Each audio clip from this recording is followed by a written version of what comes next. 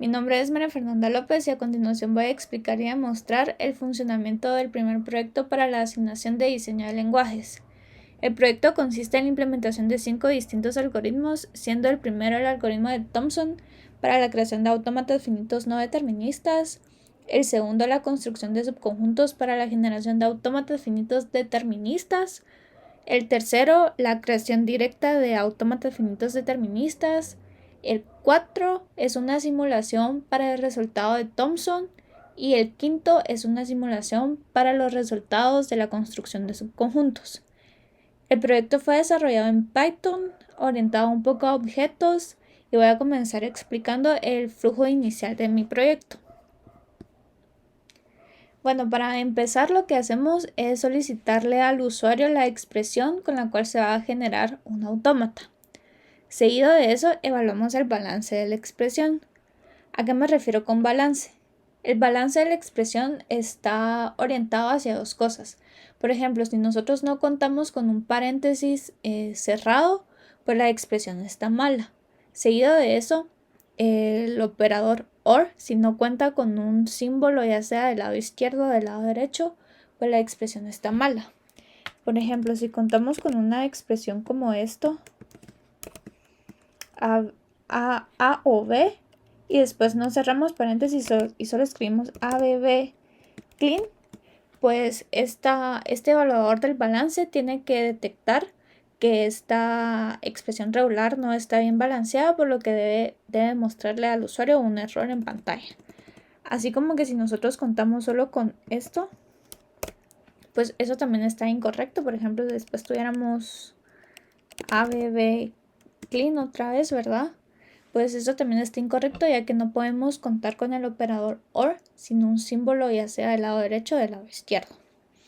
Si la operación está correctamente, realizamos la sustitución de los operadores del signo de interrogación y el más, ya que nuestro proyecto, los 3 algoritmos, están utilizando únicamente los operadores OR, concatenación y clean. Ya que realizamos esta sustitución, comenzamos a la expansión de la expresión. ¿A qué me refiero con la expansión de la expresión? Esto se refiere a poner el operador de la concatenación en medio de 2 caracteres. Por ejemplo, si a nosotros únicamente nos ingresa AB, si no realizamos esta expansión, nuestro algoritmo de Thomson, que es el primero que se utiliza, no va a detectar que hay una operación entre estos símbolos, ¿verdad? Entonces nos va a tirar un error al momento de él querer generar algún estado. Entonces lo que hace este algoritmo es que comienza a contar cuántas veces un carácter que no está dentro de nuestros operadores está junto. Por ejemplo, aquí comenzamos tengo una A, entonces cuento 1, después tengo una B, cuento 2. Entonces, al momento de contar 2, nuestro algoritmo lo que va a hacer es que va a colocar un punto que es nuestro símbolo para el operador de concatenación en medio de estos 2 caracteres. Una vez que tenemos eso, vamos a evaluar si el algoritmo que se está implementando es Thomson o subconjuntos. En caso que sea Thomson o subconjuntos, vamos a convertir nuestra expresión a postfix. Inicialmente la expresión tiene que ingresar en infix. Y si no es Thomson o subconjuntos, entonces el otro algoritmo que nos queda es el algoritmo directo.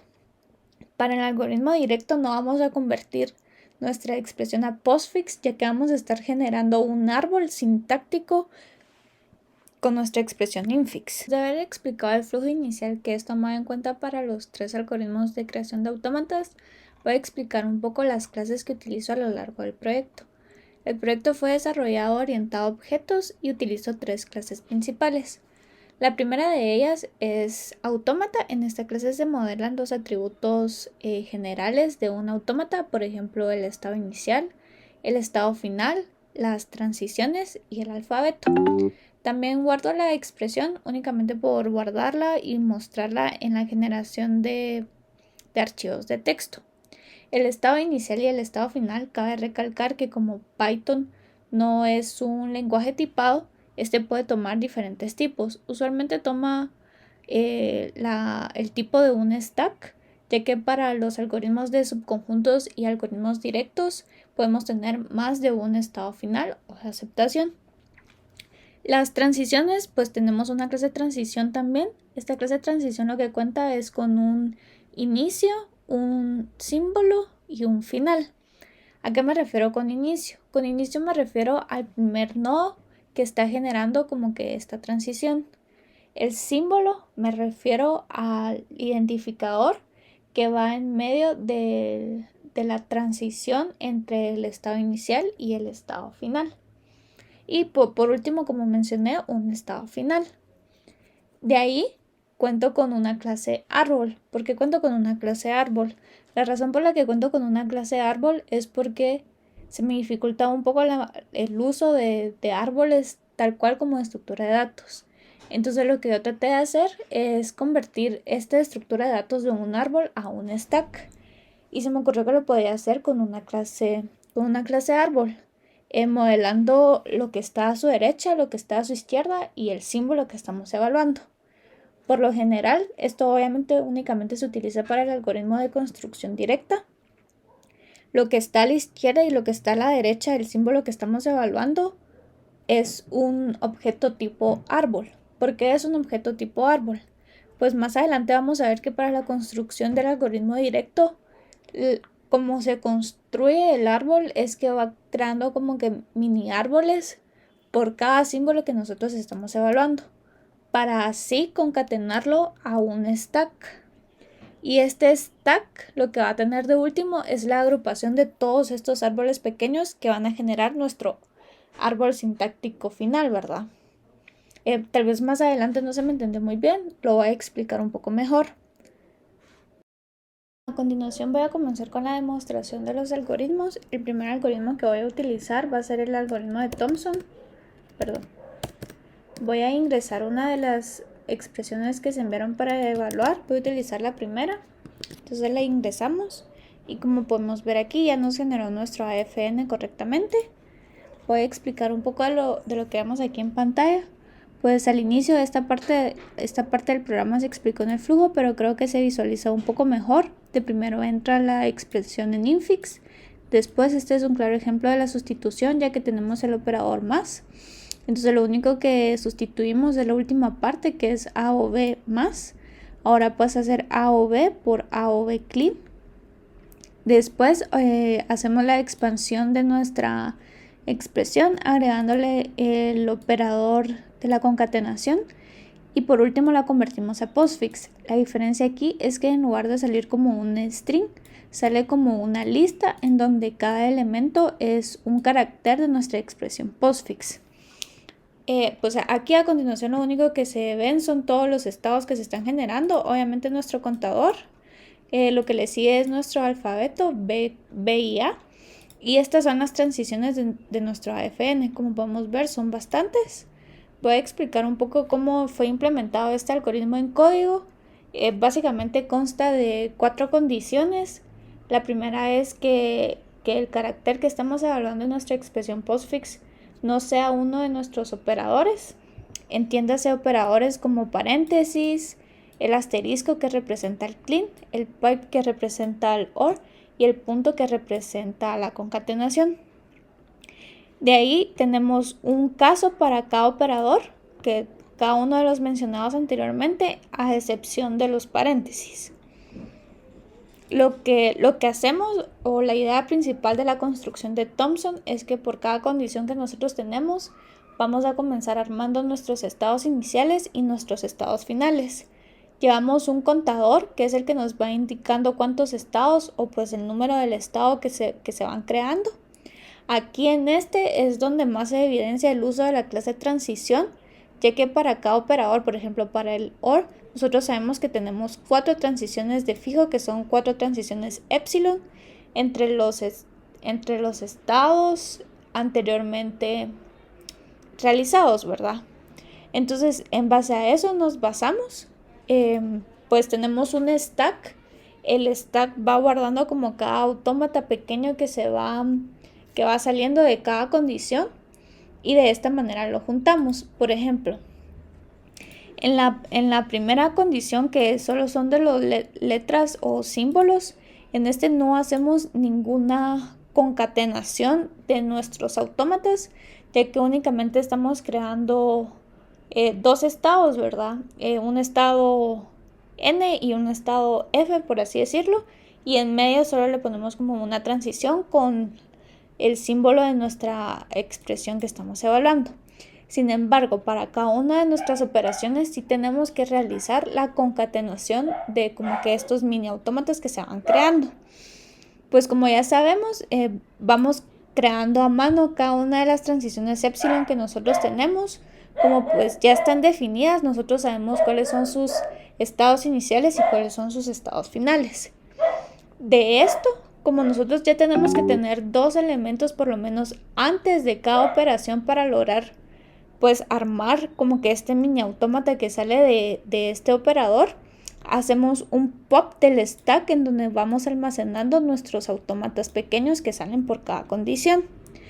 Y lo único que nos queda hacer es juntar las transiciones de esos autómatas pequeños con las transiciones que estamos generando, transiciones epsilon de este operador. Y de esta manera vamos a ir juntando el autómata o los autómatas anteriores que tenemos con el autómata que va saliendo de este nuevo carácter que se está evaluando. Y esta es la lógica que se utilizó para todo Thompson.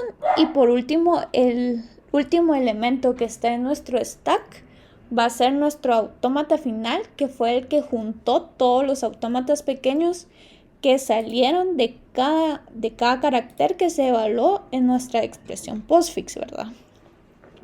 Entonces, pues aquí ya tenemos nuestros estados, ya tenemos nuestro alfabeto y ya tenemos nuestras transiciones. Y lo que vamos a hacer a continuación es evaluar una expresión dentro de nuestro AFN para ver si es válida o no es válida. Vamos a evaluar esta primera expresión. Y nos aparece que sí es válida esta expresión. Voy a explicar un poco en cuanto a qué consiste esta simulación. Lo tenemos aquí de último, simulación AFN. Y lo primero que vamos a hacer es que vamos a evaluar todas nuestras transiciones y vamos a hacer una cerradura.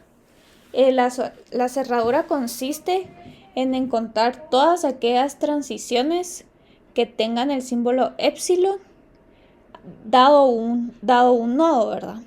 Entonces aquí lo que nosotros hacemos es que recorremos toda nuestra expresión y todos nuestros nodos, y por cada nodo recorremos nuestras transiciones y encontramos cuáles transiciones tienen el epsilon en medio para ver todas estas transiciones epsilon. De último, vamos agregando todos estos estados a un stack para ir viendo si el estado final que tenemos o hay un estado que sea igual al estado final de nuestro AFN, y si sí existe este estado dentro de nuestro stack es porque la expresión que estamos evaluando o simulando sí es válida dentro de nuestro autómata. De lo contrario, no es válida.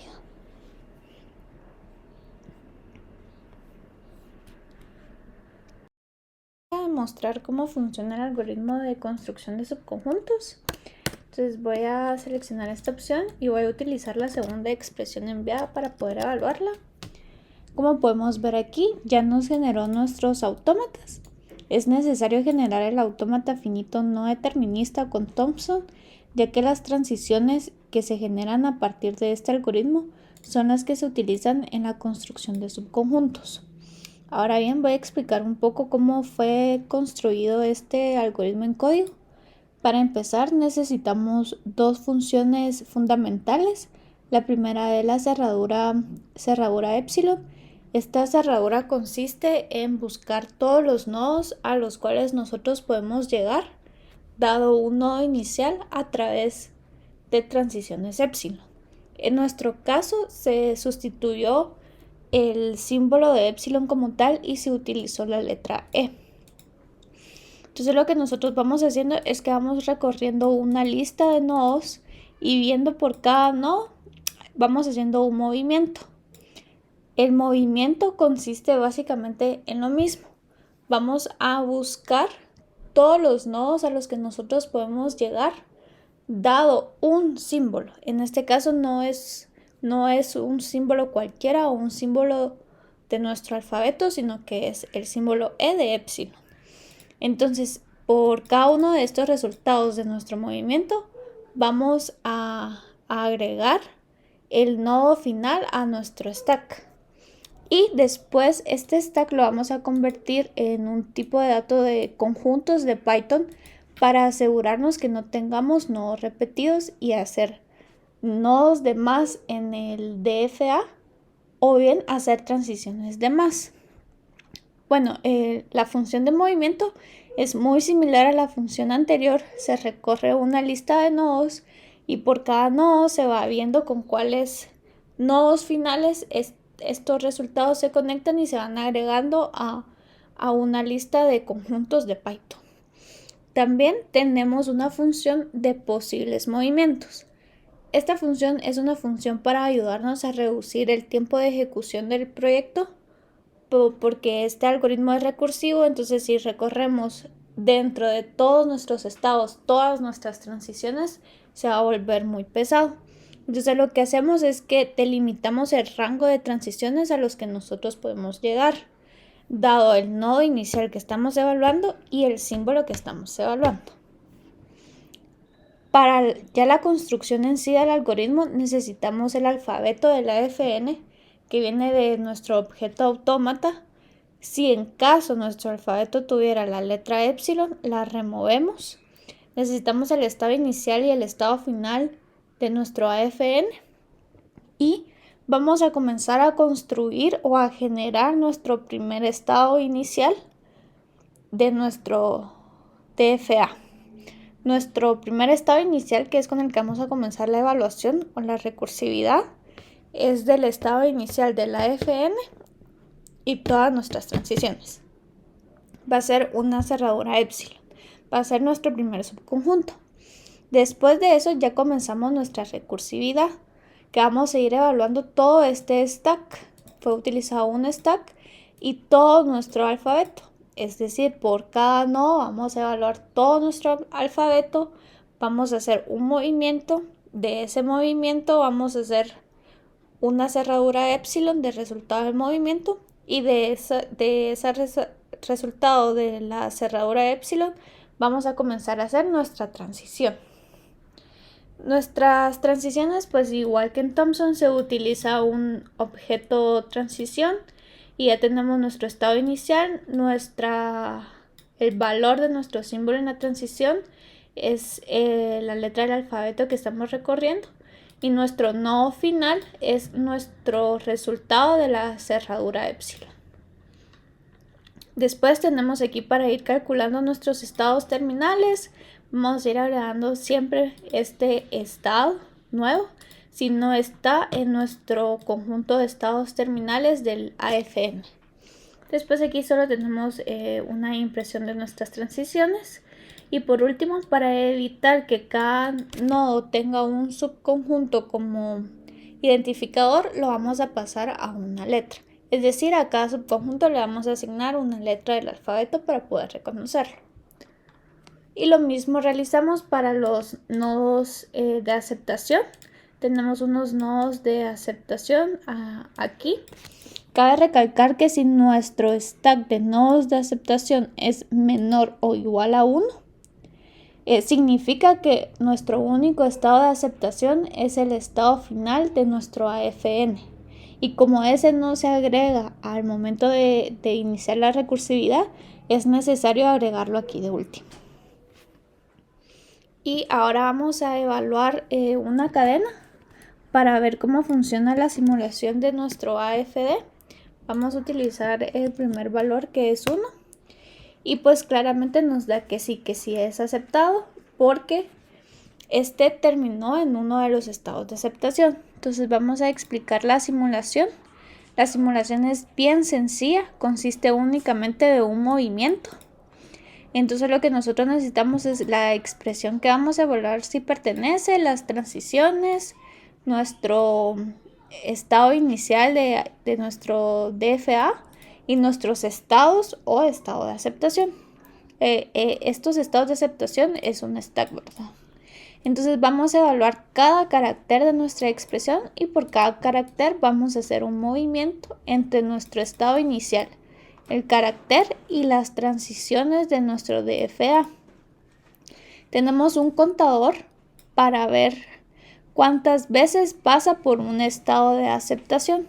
Si es mayor a 1, significa que sí se acepta esta cadena dentro de nuestro autómata.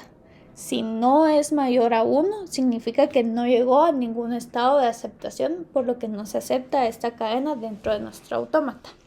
Vamos a hacer un ejemplo de una cadena que no se acepte, siempre con esta misma expresión. Vamos a volver a meter la expresión.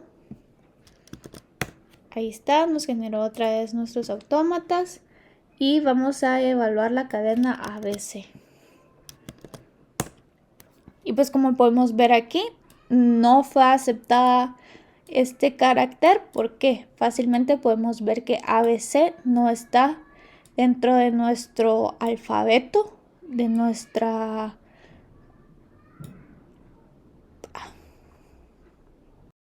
Por último, voy a demostrar cómo funciona el algoritmo directo para la generación de un autómata finito determinista.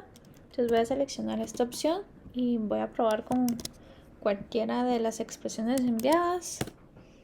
Y podemos ver aquí que ya nos generó nuestro autómata. A diferencia de la construcción de subconjuntos, no es necesario generar el autómata finito no determinista con Thompson, sino que este ya lo genera a partir únicamente de la expresión que vamos a evaluar. Para empezar, tenemos que generar nuestro árbol sintáctico. Como había dicho al inicio, utilizo una clase árbol que modela el árbol porque nos da un símbolo y modelamos lo que está a su izquierda y lo que está a su derecha. Para la construcción del árbol únicamente necesitamos la expresión en infix. En este caso no la vamos a convertir a postfix, pero la generación del árbol es muy similar a convertir nuestra expresión de infix a postfix. Vamos a utilizar la misma lógica de ir recorriendo cada carácter de nuestra expresión y las mismas condiciones, ¿verdad? Evaluar que no esté dentro de nuestros operadores, que sea un paréntesis cerrado, un paréntesis abierto, que sea un clean o que sea cualquier otra cosa más, ¿verdad? Entonces para esto utilizamos la lógica similar a la lógica de construcción de los autómatas de Thompson y por cada condición que nosotros tenemos vamos a ir generando un árbol y este árbol lo vamos a ir agregando a un stack que finalmente este stack va a contener su último elemento, va a ser nuestro árbol generado que engloba toda nuestra expresión. Este árbol es el que ingresa a nuestro algoritmo de generación directa. Para nuestro algoritmo de generación directa necesitamos varios métodos. Uno es revisar si ya pasamos por ese estado. El otro es seleccionar si ya pasamos por ese estado o seleccionar un estado, ¿verdad? Que lo único que retorna es un estado, es si nuestro estado dado coincide con nuestro estado a evaluar. Después tenemos nuestros estados importantes. Esto toma los nodos que realmente van a dar algo o a generar transiciones a partir de nuestro árbol. También tenemos la función de nullable. La función de nullable es bien fácil, ya que por cada condición o cada operador, incluido el epsilon, nosotros tenemos ya funciones. Cabe recalcar que esta también es una función recursiva, ya que se llama a ella misma dentro de varias condiciones. También para el inicio de la creación de nuestro autómata vamos a necesitar de una función que nos genere nuestra primera posición a partir de nuestro árbol. Vamos a ir evaluando cada uno de los operadores que nosotros tenemos y lo vamos a ir agregando a un stack de posiciones de cada uno de nuestros resultados. Y por último vamos a devolver este stack que va a contener la primera posición, que va a ser nuestro nodo inicial de nuestro AFD. Lo mismo vamos a hacer para la última posición, que va a ser nuestro estado de aceptación, que nos va a ayudar a generar nuestro AFD. Seguido de eso, vamos a calcular la función de follow post o de posición siguiente.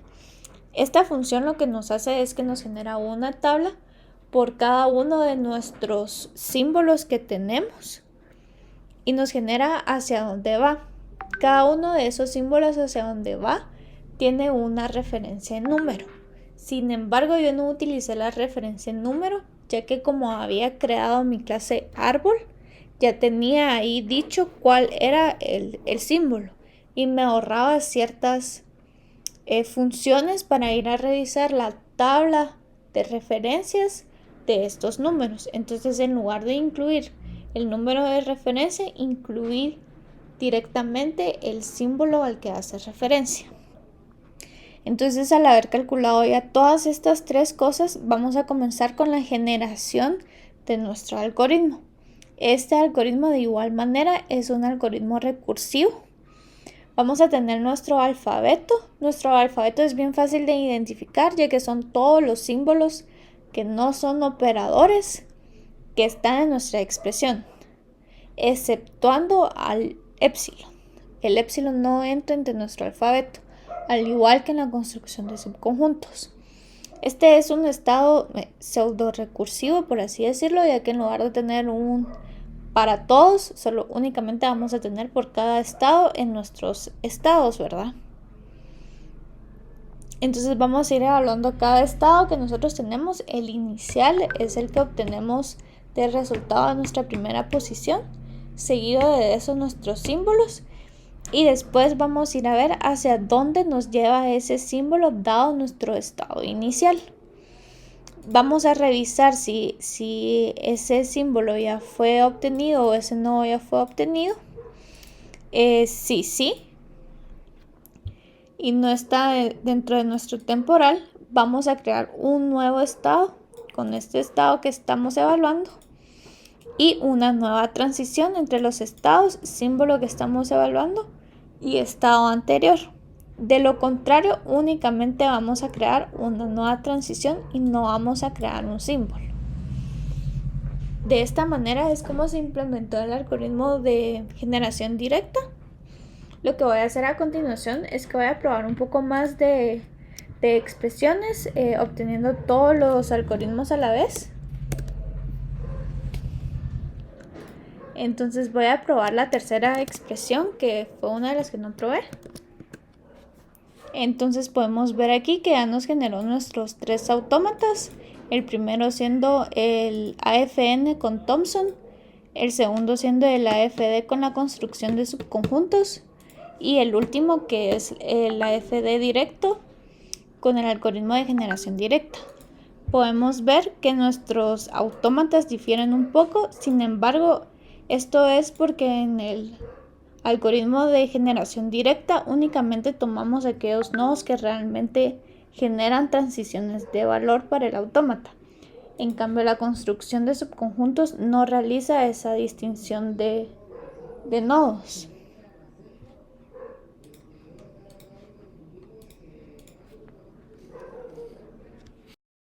Para finalizar la demostración del funcionamiento del proyecto, voy a ingresar una expresión que tenga errores para evidenciar que el proyecto sí es capaz de detectar estos errores.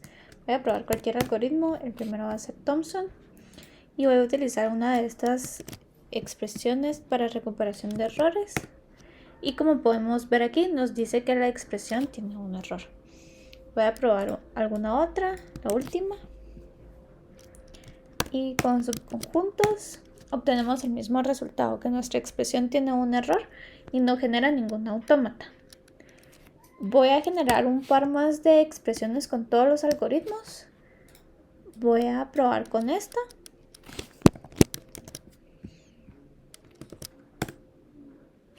Y podemos ver que otra vez nos creó sin ningún problema nuestros autómatas, siendo este de acá el autómata directo, este nuestro AFD con subconjuntos y este nuestro algoritmo con Thompson. Voy a probar una última.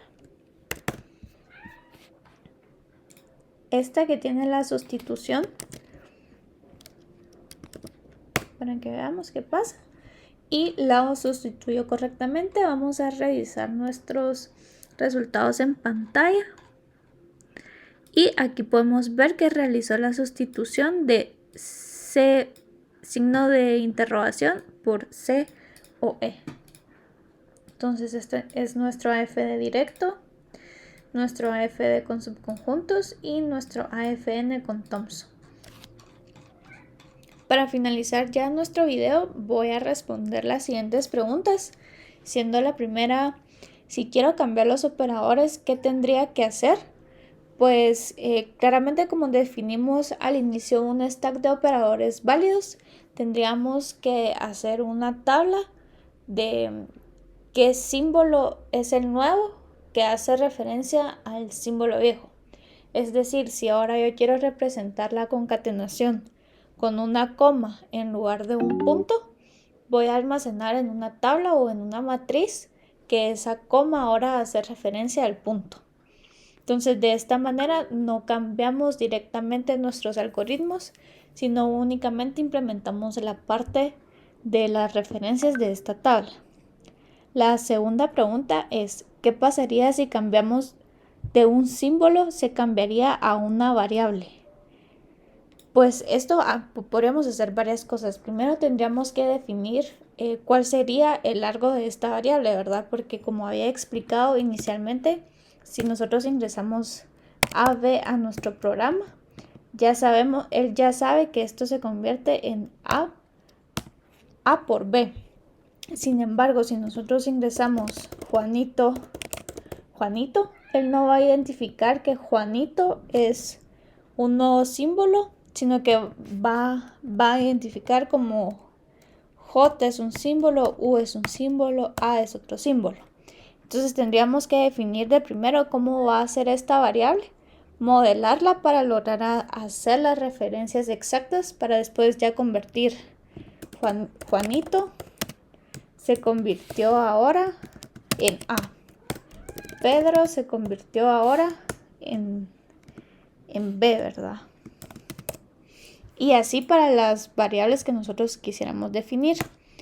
Y por último, ¿cómo tendrían que cambiar su programa si quisieran que reciba definiciones regulares?